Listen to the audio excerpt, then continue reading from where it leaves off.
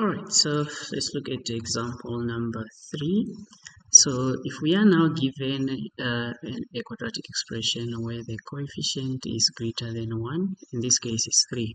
So how do we write it in this format and then sketch a graph? So it's quite easy. So the first thing that we are going to do is to divide everything by 3, which is the value of a, and remove it out there. But we need to keep the 3 outside. So it's going to look something like this. So divide everything by 3, so that will be x squared plus 2x, and then minus 15 by 3 is 5. So then we maintain, we keep the 3 outside, so we are going to have 3, and then we now write this in a completing square format.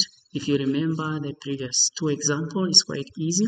So all we need to do is we write x, and then we have the middle number, that will be plus 1 squared, and then to get 1 to the outside, we take the last number, in this case is negative 5. So we have negative 5, we subtract the square of the inside one, so which is 1 squared, this is going to give us minus 6. So which means here we are going to have minus 6. So now once we reach here, so what we are going to do next is to remove the bracket by multiplying this 3 by what is here, and then 3 times negative 6. So that will give us 3 open bracket x plus 1 squared, and then 3 multiplied by negative 6, that gives us negative 18. Negative 18. So now once we reach this stage, then we can now gather the information that we always get. First, we need to find the turning point. So the turning point will be the inside number and the outside number. In this case, it will be negative 1 and negative 18. So that is our turning point. The y-intercept, so is the number, the value of c, which is negative 15.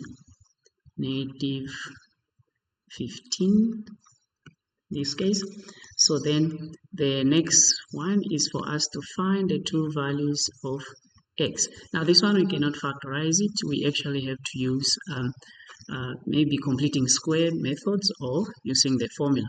So this is grade 11 work. So if you solve it, you'll find that x value, one of them will be negative 3.4 and the other one will be 1.4. So once you get these 3 pieces of information, then we can actually sketch our quadratic graph.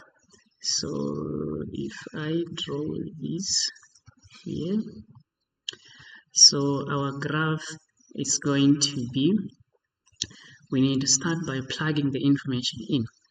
First, we need to put in the turning point.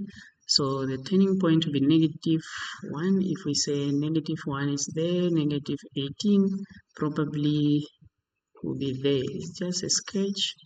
So that turning point will be there. And then the next thing is the y-intercept is negative 15. Probably it will be there. So that is the next point. And then the last 2 points will be the x value. So negative 3.4 maybe is somewhere here, negative 3.4. So there will be a point there, and the other one is 1.4.